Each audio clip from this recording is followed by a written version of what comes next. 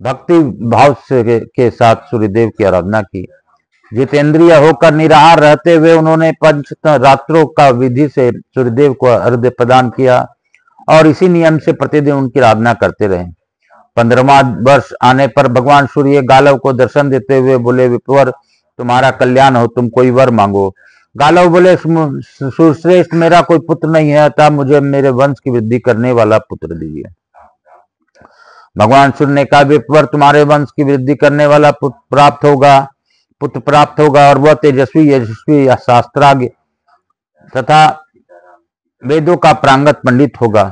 तुमने सांबादित के समीप जहां मुझे अर्घ्य देकर पूजन किया है, यहाँ दूसरा कोई भी जो पुरुष रविवार और सप्तमी के योग में सदा पूर्वक मेरे इस विग्रह की पूजा करेगा, उसे वंश वृद्धि पुत्र की प्राप्ति होगी। ऐसा कहकर भगवान सूर्य मौन एवं अंतर्ध्यान हो गए और गालव जी भी प्रसन्नचित होकर अपने घर को चले गए। थोड़े ही दिनों में उनका यह भगवान सूर्य के कथनानुसार एक सर्व शुभ लक्षण संपन्न शुभ पुत्र प्राप्त हुआ। भगवान सूर्य ने वट वृक्ष का आश्रय लेकर दर्शन एवं वरदान दिया था, इसलिए गालव ने अपने पुत्र का नाम वटेश्वर रखा। वटेश्वर के पुत्रों तथा पुत्रों को देख लेने पर महर्षि गालव भारी तपस्या करके सूर्यदेव को प्राप्त हुए। वटेश्वर भी अपने पिता के द्वारा स्थापित भगवान सूर्य नारायण के लिए एक परम मनोहर मंदिर बनवाया। द्विजवल्लभ पूर्व काल में महात्मा विदुर ने भी उस क्षेत्र में भगवान श्री सूर्य नारायण, सदाशिव तथा श्री विष्णु का स्थापन किया है। जो मनुष्य भक्ति पूर्वक इन तीनों देवताओं का पूजन करेगा वह उस परम धाम को प्राप्त होगा, जो बड़े बड़े यज्ञों द्वारा भी अत्यंत दुर्लभ है। वहीं पर अर्जुन के द्वारा स्थापित किया हुआ सर्व मनोरथदायक भगवान विनायक विराजमान है, जो समस्त विघ्नों का नाश करते हैं। जो मनुष्य चतुर्थी को नक्त व्रत केवल रात में भोजन करने का संकल्प करके भक्ति भाव से गणेश जी की पूजा करता है, वह समस्त विघ्नों से मुक्ति को हो मनोवांछित फल को पाता है। वहीं पर उत्तम प्रभाव से युक्त भगवान नर और नारायण भी है, जो उन दोनों का भक्ति पूर्वक द्वादशी तिथि के दर्शन और पूजन करता है, वह जरा मरण से रहित परम पद को प्राप्त होता है। एक समय कुंती नंदन अर्जुन तीर्थ यात्रा प्रारंभ करके हाटकेश्वर क्षेत्र में आए। वहां तीर्थ समुदाय से भरे हुए उस पावन क्षेत्र का दर्शन करके उन्होंने मनोहर मंदिर में भगवान सूर्य को स्थापित किया और उन्हीं के आगे नर और नारायण को भी स्थापना की। फिर उत्तम श्रद्धा से युक्त हो वहां गोवर्धन की स्थापित किया और वहां देवादिदेव नरसिंह देव के स्थापना की। इस प्रकार 5 देवता की स्थापना करके उन्होंने चमत्कार पूर्व सब ब्राह्मणों को बुलवाया और उन्हें बहुत धन दिया। फिर भक्ति पूर्वक प्रणाम करके कहा, मैंने सब रोगों का नाश करने वाला भगवान सूर्य को यहाँ स्थापित किया है और इनकी सेवा आप लोगों को सौंपी है, अतः आपको सदैव इनका चिंतन करना चाहिए। ब्राह्मण बोले, पांडुनंदन आप यह सब छोड़कर अपने घर को पधारिए, हम सब लोग अपने श्रेय को बढ़ाने वाला पूजन कर्म करते रहेंगे। तब अर्जुन से प्रसन्नचित हो उन्हें पुनः बहुत धन दिया और उनसे पूछकर विदा ले प्रणाम पूर्वक अपना नगर को प्रस्थान किया। सूत जी कहते हैं, ब्राह्मणों इस प्रकार मैंने तुम्हें इस नारादित के प्रादुर्भाव की कथा सुनाई। यह सुनने वाले के पापों का नाश करने वाला है। पूर्व काल में वृक नाम के प्रसिद्ध एक चंद्रवंशी राजा हुए थे। वे बड़ा बड़ा ब्राह्मण भक्त, शरणागत, वत्सल और सब लोग हितकारी थे। उनकी पत्नी भी बड़ी पतिव्रता और समस्त सद्गुणों से सुशोभित थी। उन दोनों को चौथेपन में एक कन्या हुई। राजा ने विद्वान ज्योतिषियों को बुलाकर पूछा, मेरा यह कन्या कैसी होगी? ज्योतिषी ब्राह्मण बोले, राजन सूर्य के चित्रा नक्षत्र पर रहते समय सोमवार और चतुर्दशी के योग से जन्म ग्रहण करती है, वह विष कन्या होती है। ऐसा कन्या का जो प्राणी ग्रहण करता है वह पुरुष 6 महीने के भीतर अवश्य मृत्यु को प्राप्त होता है। वह जिस घर में जन्म लेती है वह कुबेर का ही महल क्यों न हो, उसके 6 महीने के भीतर धन से रहित कर देती है। अतः आपकी यह पुत्री वास्तव में विष कन्या है, या पितृकुल और शवसूर कुल दोनों का नाश कर देगी। इस कारण आप इसे त्याग कर सुखी हो जाइए। यदि हमारे कहे हुए हितकर वचन पर आपको श्रद्धा हो तो आप ऐसा ही कीजिए। राजा ने कहा, ब्राह्मणों मैं इस कन्या को त्याग दूं या घर में रखूं, दोनों ही दशा में मेरे पूर्व शरीर में से किया हुआ कर्म ही फलीभूत होगा। पहले का शुभ कर्म हो या अशुभ कर्म, उसे मिटाया नहीं जा सकता था। मैं अपने कर्म की आगे रखकर इन कन्या का त्याग नहीं करूंगा। जो जिस जिस शरीर से जैसा जैसा कर्म करता है, वह उसी शरीर से पुनः सबके फल को भोगता है। अपनी इंद्रियों से पूर्व जन्म जो कर्म किया गया है वह मिट नहीं सकता, उसका फल भोगना ही पड़ेगा। और बिना किया हुआ किसी कर्म का फल अपने सामने आ नहीं सकता। अतः मेरे सामने जो भी परिणाम आए हैं, मुझे कोई भय नहीं है। देहधारी जीव के लिए गर्भ में ही आयु, कर्म, धन, विद्या और मृत्यु, इन पांचों वस्तुओं को सृष्टि कर दी जाती है। जैसे वृक्षा और लताओं में फल और फूल अपने समय पर आते ही हैं, समय का उल्लंघन नहीं करते, उसी प्रकार पूर्व जन्म का किया हुआ कर्म भी अपने समय का उल्लंघन नहीं करता। नियत समय पर उसका भोग करना ही पड़ता है। कोई भी पुरुष पूर्व शरीर द्वारा किए हुए कर्म को अपने बल और बुद्धि से पलट देने से समर्थ नहीं है। जो सिद्धता पूर्वक दौड़ता है, उसके पीछे उसका कर्म भी दौड़ता है। कर्म साथी सोता है और खड़े होने पर साथी खड़ा होता है। जिसको जहां भी सुख या दुख भोगना है, वह रस्सी से बंधा हुआ सा बलपूर्वक वहां खींचकर पहुंच जाता है।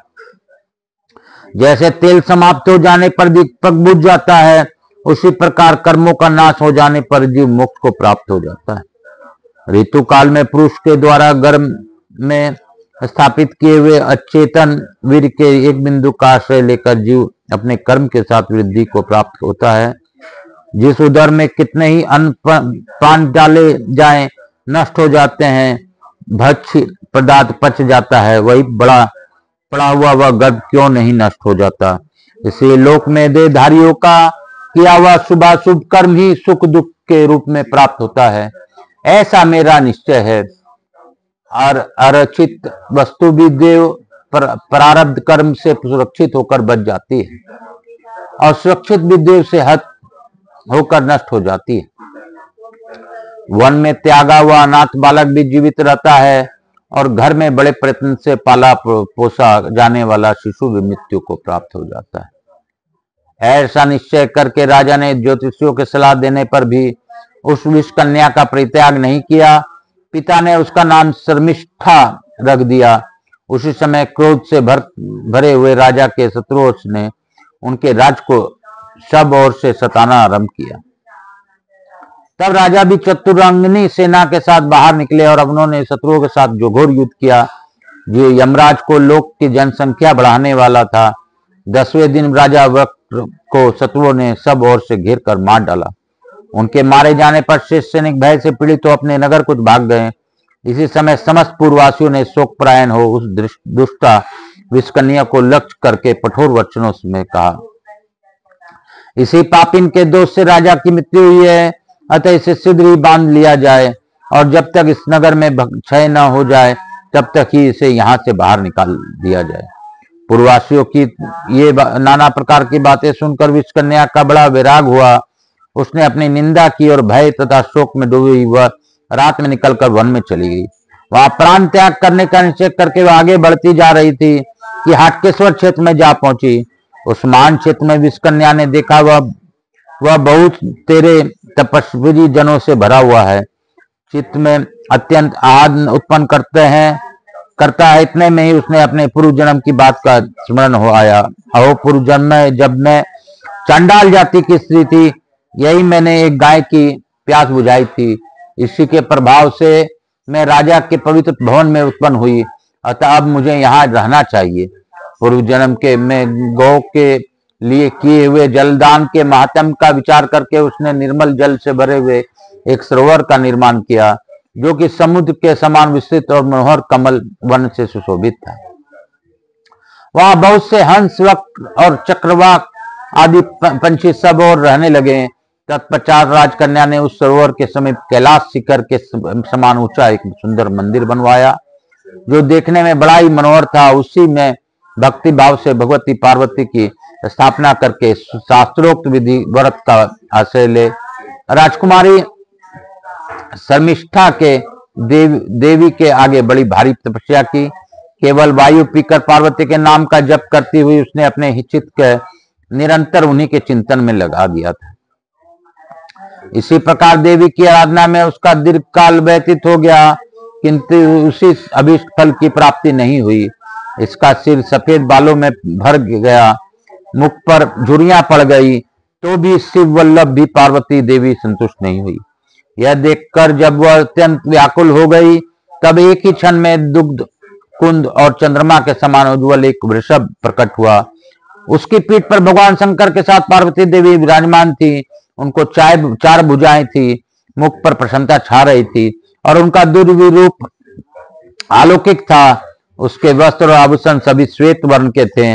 मस्तक पर अर्धचंद्र मुकुट शोभा पा रहा था।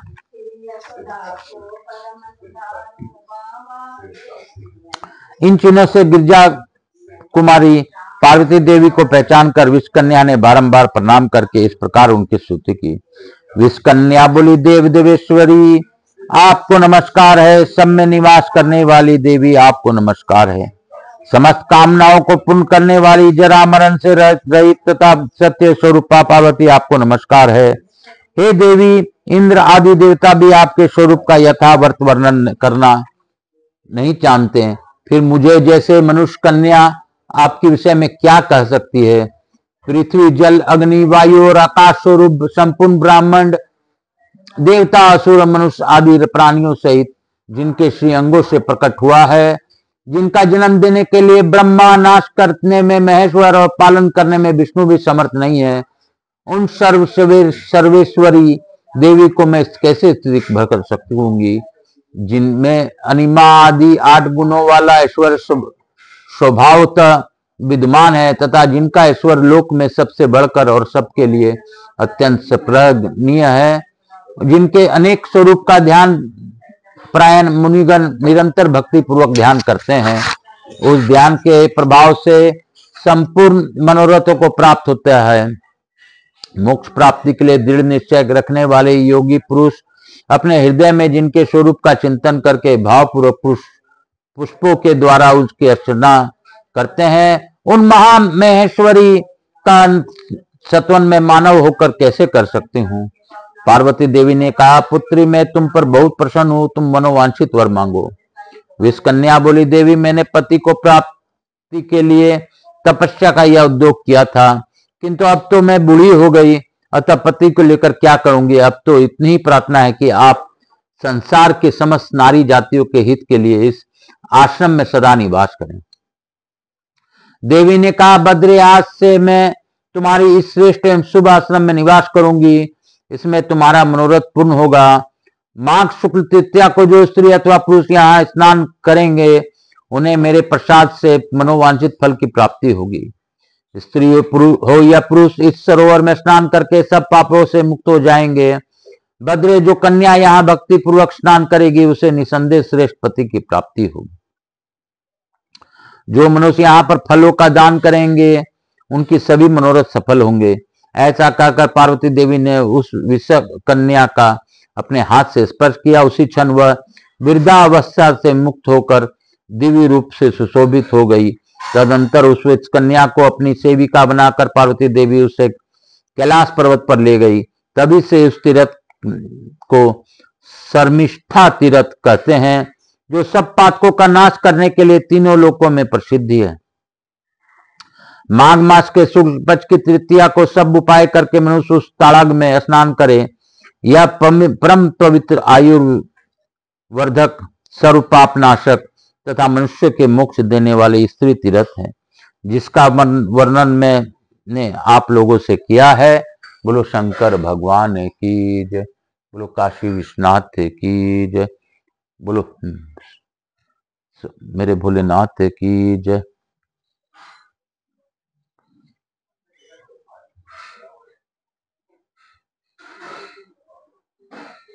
बोलो शंकर भगवान की। भजा कर तू श्री शिवाय नमस्तुभ्यं, श्री शिवाय नमस्तुभ्यं, श्री शिवाय नमस्तुभ्यं, श्री शिवाय नमस्तुभ्यं, श्री शिवाय नमस्तुभ्यं। श्रावण मास में भोलेनाथ का एक भी नाम तीर्थ, एक भी नाम अगर हम लोग लेते हैं तो 1000 नाम के बराबर फल देता है। तो सभी को कृपा हो बनी रहे, मेरे भोलेनाथ की दया बनी रहे। ओम नमः शिवाय, ओम नमः शिवाय, ओम नमः शिवाय, ओम नमः शिवाय, ओम नमः शिवाय, ओम नमः शिवाय, ओम नमः शिवाय, ओम नमः शिवाय, ओम नमः शिवाय, ओम नमः शिवाय, ओम नमः शिवाय, ओम नमः शिवाय। हर हर महादेव। हम लोग लघु आरती करते हुए आज की कथा को यहीं पे विराम देंगे और पुनः मैं यही कहूंगा, भजा कर तू श्री शिवाय नमस्तुभ्यम, रटा कर तू श्री शिवाय नमस्तुभ्यम। जीवन का है ये सार, श्री शिवाय नमस्तुभ्यम। जीवन का है ये सार, श्री शिवाय नमस्तुभ्यम। कपूर गौरम करुणावतारम, संसार सारम भुजगेंद्रहारम, सदा वसंतम हृदयारविंदे, भवम भवानी सहितम नमामि। श्री राम जय राम जय जय राम, श्री राम जय राम जय जय राम, श्री राम जय राम जय जय राम, श्री राम जय राम जय जय राम, श्री राम जय राम जय जय राम, श्री राम जय राम जय। मेरे बाबा को राम राम, राम जी को राम राम, मेरे कृष्ण जी को राम राम, मेरे हनुमान जी को राम राम, लक्ष्मी जी, गणेश जी, रिद्धि सिद्धि शुभ लाभ अमोद प्रमोद, कुबेर जी को राम राम, रिद्धि सिद्धि जी को राम राम, राधा कृष्ण को राम राम, मेरे भैया भोलेनाथ मैया पार्वती को राम राम, समस्त देवी देवताओं को राम राम, महाकाल राजा को राम राम, मेरे मातृ देवी भव पितृदेव भव सब पितृ देवताभ्याम नमो नमः। मातृ देवी भव पितृदेव भव सब पितृ देवताभ्याम, यहाँ के स्थान देवता वास्तु देवता समस्त देवी देवता को राम राम। राम राम जी, राम राम एक, राम राम दो, राम राम तीन, राम राम चार, राम राम पांच, राम राम छह, राम राम सात, राम राम आठ, राम राम नौ, राम राम 10, राम राम 11। बोलो मेरे प्रभु राम लाल की जय, मेरे राम लक्ष्मण सीता मैया की जय, समस्त देवी देवताओं की जय। शीतलीकरण आम करिष्यत। हर हर महादेव। मातृ देवी व पितृदेव व सब पितृ देवताभ्याम नमो नमः। मैं अपने पूर्वजों को मनन करते हुए, अपने समस्त देवी देवताओं को मनन करते हुए, मैं गणेश जी महाराज, लक्ष्मी जी महारानी, रिद्धि सिद्धि शुभ लाभ, कुबेर जी महाराज अमोद प्रमोद और समस्त देवी देवताओं को, कुबेर जी महाराज को आह्वान करता हूँ। मैं गणेश जी महाराज, लक्ष्मी जी महाराज, रिद्धि सिद्धि शुभ लाभ, कुबेर जी महाराज से प्रार्थना करता हूँ कि अमोद प्रमोद शुभ लाभ के साथ हमारे यहाँ निवास रहकर अखंड कृपा बनाए। आवाज समस्त देवी देवताओं से अनुरोध करता हूँ कि सभी लोगों को आशीर्वाद प्रदान कर अपने स्थान को गमन करें, पुनः बुलाने पर पधार का आशीर्वाद दें। मैं अपने भोलेनाथ मैया पार्वती शिव परिवार को प्रणाम करता हूँ और यही कहूंगा कि आपकी कृपा से यह हम लोग कथा सुन पा रहे हैं। बाबा सबको निरोगी काया प्रदान कीजिए, जब तक संभव हो हमें कथाओं के साथ ही रखिए। यह मोह माया है, संसार में हम फंस जाते हैं, लेकिन सच यही है, आपसे बड़ा कोई नहीं। आप सभी को रोगों का नाश करते हुए सभी पर कल्याण करते हैं, हम लोगों पर भी दया कीजिए। काल हर दुख हर दारिद्र हर कष्ट हर, हर हर महादेव शंभु शंभु। बोल बम का नारा है, बाबा एक सहारा है। बोलो बम बोलो बम बोलो बम।